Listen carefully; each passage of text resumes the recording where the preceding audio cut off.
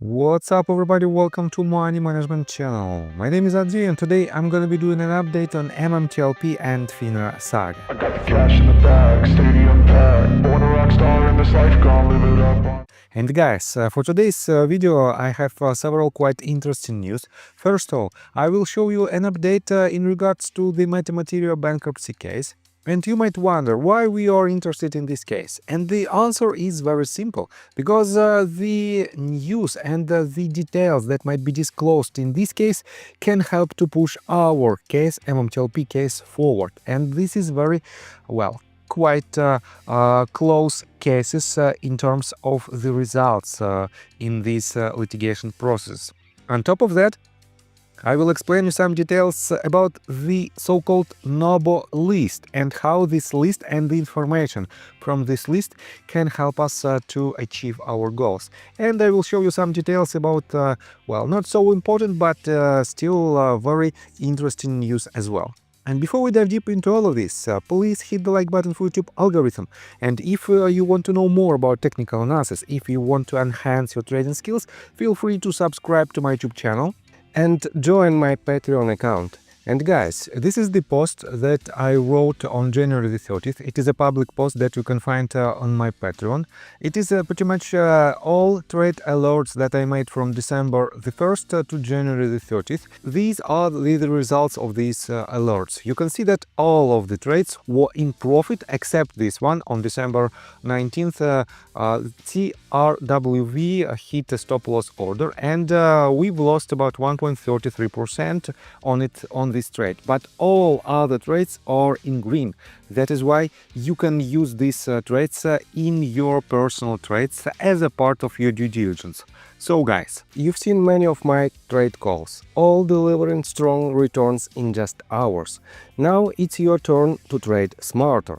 Join my Safe Haven Patreon tier, built for traders who want consistency, structure and real results. You will get a detailed plan to protect your portfolio, monthly one-on-one Zoom sessions with me and private Discord access with all trade alerts, lessons and exclusive updates.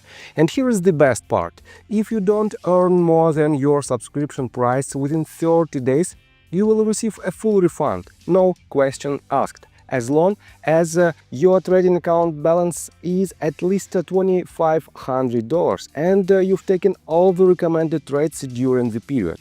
No excuses, no fine print. You profit or you don't pay. Join today and let's start building your edge in the market. So, and let's begin with this tweet that was reposted by Junk Savvy, and originally it was written by Keycap, and it says, it is basically a summary of the update of most recent update of MMAT bankruptcy case. So what this filing is saying in plain English, this is a status update from the Chapter 7 trustee Christina Lovata explaining how the estate is funding potential litigation related to alleged stock manipulation.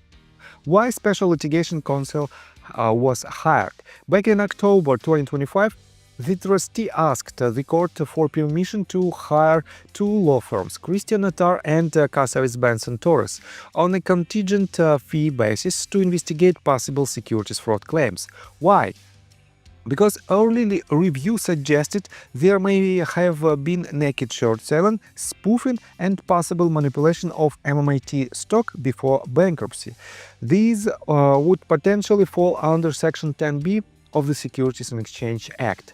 In simple terms, the trustee believes there may be claims that stock trading manipulation harmed the company before it went bankrupt.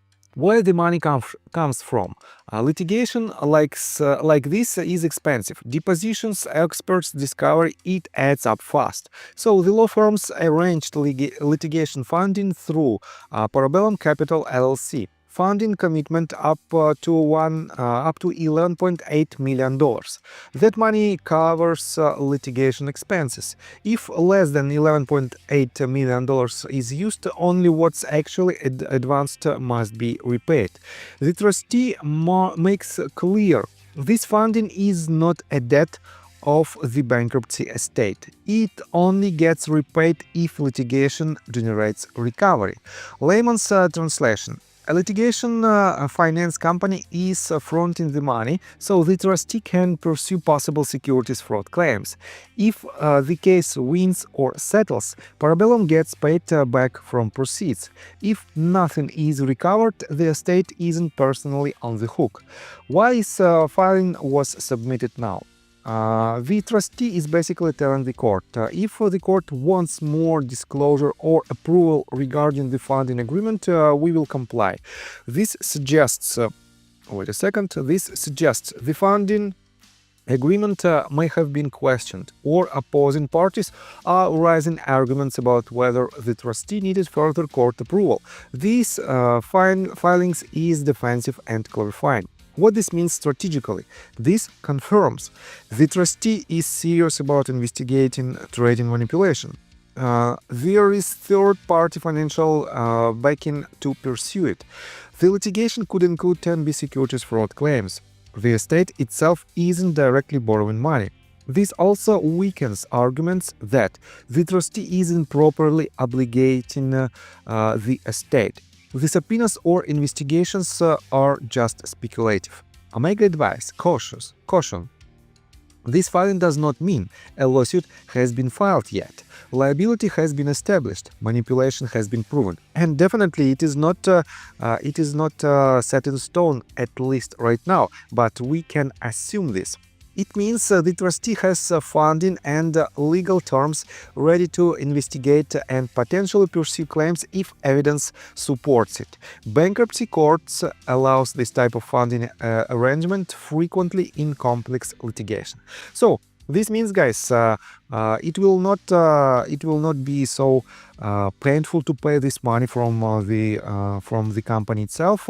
At the same time, the most important part is that if the manipulation is proven in this case, it can also be proven for MMTLP case as well. And in this case, the total immunity of FINRA and SEC might be removed at least partially to find new details about MMTLP case, and this might be very important for us and for the MMTLP saga in general. That is why, guys, be very attentive to this lawsuit as well, because it can help to find new details that might be important. Next one, let me show you this. In response to this tweet, to Keycap's tweet, George Palikers wrote, "Thank you, Keycap. This should clear up a lot of questions. By the looks of it, the MMAT estate has not paid a dime to any external counsel on this matter.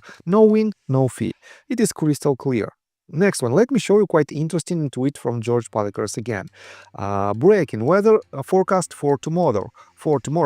It's going to rain very hard. Stay inside, get some nice juice and buttery popcorn, and watch the new blockbuster movie, Silence of the Raccoon, followed by the all-time classic Apocalypse Now.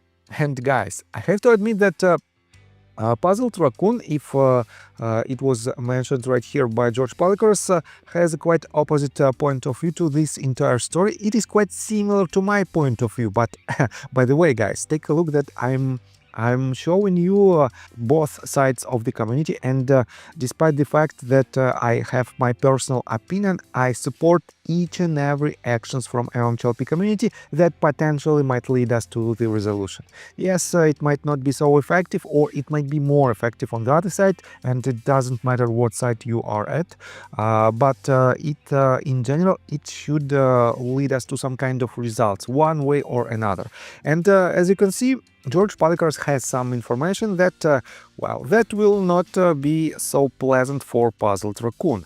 On top of that, guys, I want to pay attention to this tweet, and I want to explain you one more time. First of all, let me read it in details. Chris G on February 18th wrote this. The latest SEC FOIA, dated January 2026, is in, and the pattern hasn't changed. SEC-wide FOIA disclosures granted in full or denied in part, 11.59%. MMTLP specific FOIA disclosures is just 0.044%. That's not a rounding error, that's a systemic disparity. Since March 2025, the SEC has increasingly relied on merging and bundling FOIA requests, sometimes collapsing dozens or even hundreds of separate filings into a single case number. For MMTLP, this practice has become the norm, not the exception. The result is predictable: fewer disclosures, less transparency, more denials, and a paper trail that becomes harder to track, audit, or challenge. For a community that has been seeking answers since December 2022, this isn't an oversight, it's obstruction, dressed up as administrative efficiency. The numbers speak for themselves. The question is why the SEC treats one subset of FOIA requests so differently from the rest. Anyone else see this? And guys, yes, I see this discrepancy in the results. But the reason of this discrepancy is crystal clear. The FOIA cannot be disclosed if an investigation, some kind of investigation process is active. And we know that SEC filed a lawsuit against George Parker's, John Burda, and MMAT, and this process is still ongoing. That is why all the details related to the company or to these people in particular might be denied, and definitely this is the reason why we have this tiny number of FOIA disclosures. It is not some kind of conspiracy theory. It is a plain and simple result of the ongoing investigation. That is why, guys, well, I told you this in one of my previous videos, be professional. You have to use the facts that that has grounds and that has some documents. And if you don't want or don't know anything, please do your due diligence and make your investigation more professional in this case. So, let me show you a quite interesting tweet from Manuel. Manuel wrote, "Did Jimmy imply that he has access to the Nobel list? I prefer to hold my shares on street name. Can't let shitcoins share my info with unsavory characters. Is this why baggies want investors to DRS? All of this to find out who Brian is." And here is the screenshot of the definition. What is basically the Nobel list? A NOBO, non-objecting beneficial owner list, is a private requested document containing names, addresses, and share amounts of stockholders who do not object to the issuer knowing their identity, often required by NASDAQ during initial listing or up-listing applications. It allows companies to directly communicate with street name holders.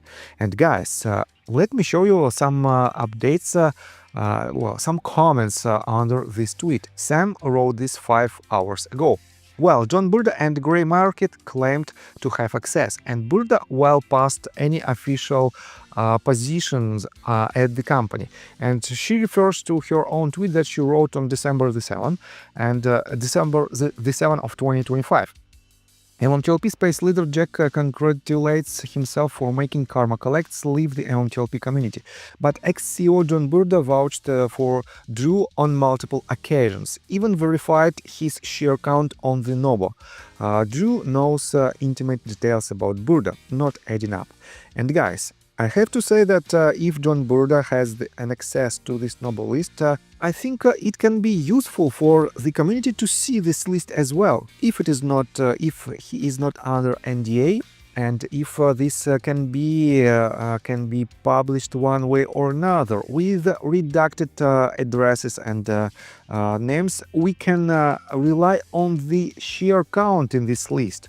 And we can add these numbers to the total share count, and this is a part how we can at least find out whether it is some kind of discrepancy in this number, even on the street name holders. Well, it might be interesting if this Nobel list alone will show us the number of shares that is drastically higher than the official 100, well, for now 245, I believe, almost 300 million shares. But at the time of spin-off, it should be, and it was just 165 million shares. If this Nobel list is Well, if John Burda has an access to this Nobel list, I believe that he can help us with this an investigation. But will he help us? Will he help the MMTLP community? Well, it is up to you to ask him. Let me show you another quite interesting detail about John Burda this time. He wrote this, he reposted the tweet from Gardner Wade, and Gardner Wade refers to the Bobby's Trades tweet, and it is basically an announcement that tomorrow, basically today, at 1:30 p.m. Pacific time, the bankruptcy court will hold the hearing on the motions to quash Rule 204 subpoenas from Citadel, Virtu, Anson, and Nasdaq. The judge's tentative ruling leans toward denying those motions, meaning Discovery could move forward and force real answers. We need the virtual courtroom packed to show we are watching, we are united, and we will not be silenced. And yes, as I told you, I support all the actions from MMTLP community that might help us. This is one of them. And the second one is the actions, the most recent update from Ann Vandersteel. She wrote this 14 hours ago. Going live on Retail Lender TV at 3:15 Eastern Time today, talking Epstein files and the connection to the national security threat to our financial markets. Former Goldman Sachs counsel Carty Roemmler, still on the board of FINRA, called Jeffrey Epstein Uncle Jeffrey. Are we really living through the total destruction of our republic? It might be interesting not only from this point of view, but from the point of view of potential involvement MMTLP shares in Epstein files. So I think that's all information that I want to provide you. If you like my video, please hit the like button and subscribe to my channel with notification bell. And see you guys and girls next time. Bye! I got the cash in the bag, stadium packed. Born a rock star in this life, gone live it up on the attack. Baby, I'm bad. I just wanna get caught up in this life, I'm crazy, I'm mad.